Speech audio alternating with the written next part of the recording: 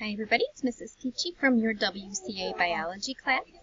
I'm going to be doing a short tutorial on the properties of water and why they're important in biology. So why is it that as far as we know, all living things need water to be able to survive? Well, water is pretty amazing stuff. You guys know that you need it to drink and stay hydrated.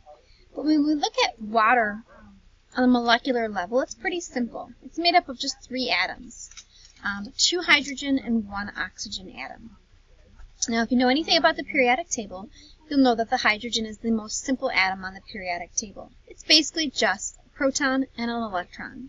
So very, very simple. Oxygen's a bit more complicated. When we look at the periodic table here, oxygen lies right there. Okay. So it is number 8 on the periodic table, meaning it has 8 protons, 8 neutrons, and 8 electrons. So it's going to be a bit heavier, have more, protons and neutrons and electrons to it.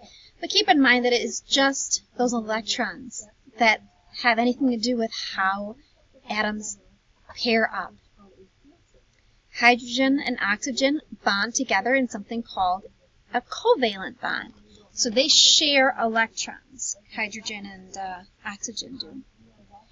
Hydrogen, being that it only has 1, it wants another electron to be considered happy. So if it could get 1 more electron, it would be happy. It would have that outer valence shell pretty full. But it's willing to share that with carbon. Carbon needs 8 in that second level. Carbon has 6, wants 8, so it shares 1 with 1 hydrogen, and it can share a second valence electron with a second hydrogen. So just by bonding with the 2 hydrogens, it can share this hydrogen's electron and this hydrogen's electron, meaning that it would have access to all 8 valence electrons, and 8 is great. 8 fills the octet, so that's great for the oxygen. Now what happens with these guys is look at the shape of this molecule. It's not straight. It actually forms a bond angle here of 105 degrees. And because of the shape of the molecule and because of how uneven those electrons are distributed, water has a really cool property. See, oxygen is a little bit more selfish. It wants more of the electrons than the hydrogens need. So what happens is that this end becomes a bit more negatively charged because there's more electrons kind of congregating around the oxygen. The hydrogens don't need as many electrons, so they become more positively charged. So this is something called polarity. Water's a polar molecule. It has a slightly positive and a slightly negative end. It's not completely polarized, like, for example, it's not completely, how to describe this here, but when you talk about ionic bonding, you have like positively charged ions that will stick to negatively charged ions. So it's not as charged as that, but it is one molecule that has a slight positive and a slight negative end. Kind of acts a little bit like a bar magnet in that way. That's extremely important, the fact that water is polar. Because it's polar, what happens is that the positive end of the water molecule, which is the hydrogen, will stick to the negative end of a different water molecule, the oxygen. So because the hydrogen end is sticking to the oxygen end, we call this type of bonding hydrogen bonding. It's a very weak kind of bond, but it means that water kind of sticks to itself. We call this property of water sticking to itself cohesiveness or cohesion. We also talk about how water will stick to other things sometimes. So cohesion means water molecules stick to themselves. When water molecules stick to other things, we call that adhesion. So sometimes that polarity means that water molecules can easily cling to something else, such as, just think about how easily water clings to a wet towel or something like that. That's got to do with the adhesive properties of water. So that's an important property of water as well.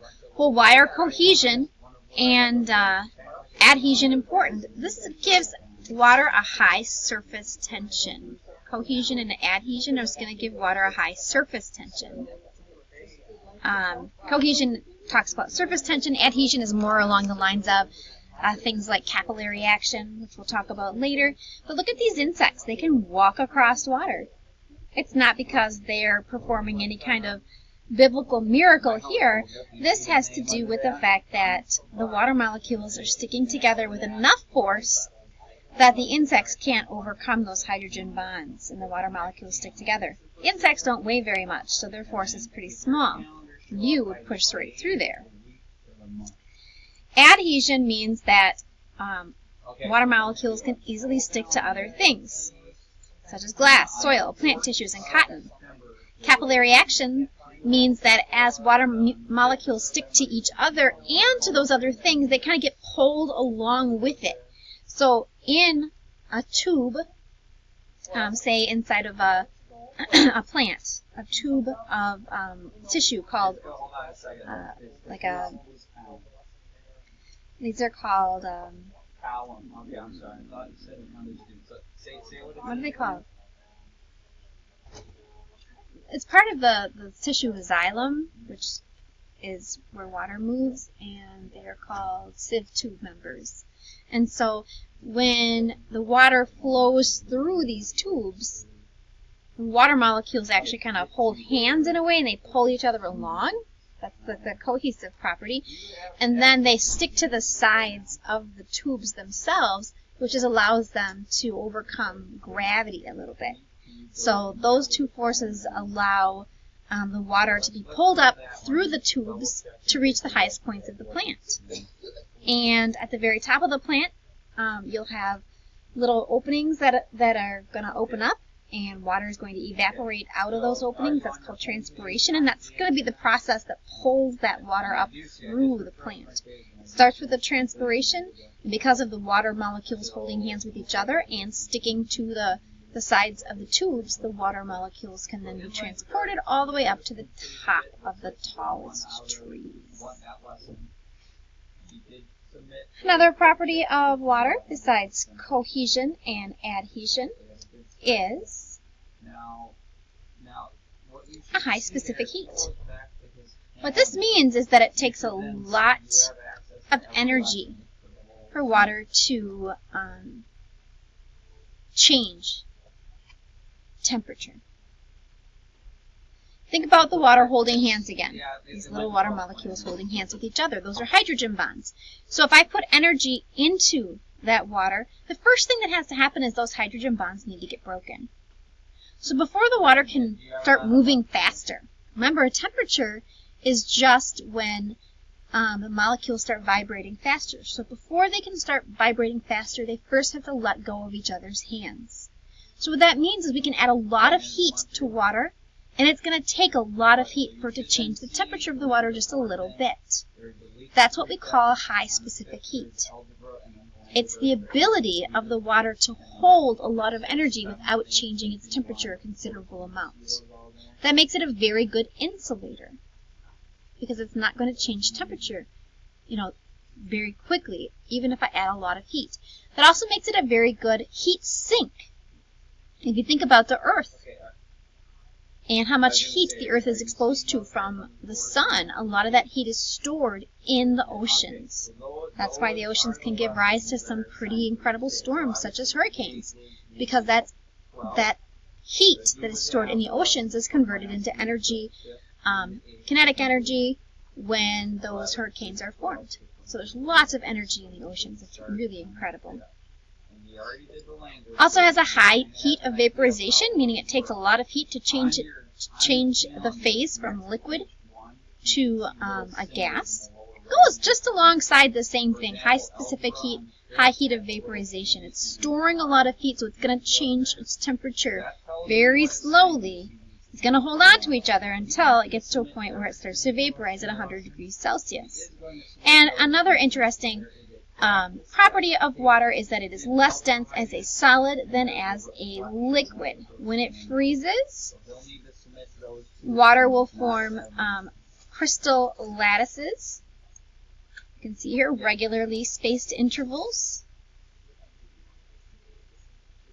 And those spaces that form between the crystal lattice are air spaces that actually reduce the density of ice. So ice floats on top of water, right? Ice will float on top of water, which is unusual for a solid to be less dense than a liquid. So what does this mean? It means that we said water acts as a good insulator. It's going to help you maintain temperature. It's why you need it in your body. It's going to help you not only maintain kind of like internal homeostasis so that you maintain an internal constant body temperature. It's a universal solvent. That means that a lot of things can dissolve in water. Those hydrogen bonds help things to dissolve. They can actually attract to other ions and stuff and help them break apart in solution. So water's a very good solvent. A solvent is a liquid that something is going to dissolve into. It works as a good coolant. Remember, it stores lots of heat. All of these things kind of go together if you think about it. Okay? Oops, sorry about that. Protects against temperature extremes. Since water is less dense in its frozen state, a layer of ice will remain on top of lakes and actually insulate animals and stuff that are in the lakes and keep them from being exposed to the harshest elements in the winter. So they really do help living things in that regard as well. Alright, so those are the main properties of water and why water is a useful and necessary component of living things. Okay? We'll talk some more about different types of things that can be made with water, solutions, suspensions, that kind of stuff, but we're not going to do that in this particular cast, okay? If you guys have questions, you know how to get in touch with me, extension 2204, or send me a webmail message. Have a great day, everybody.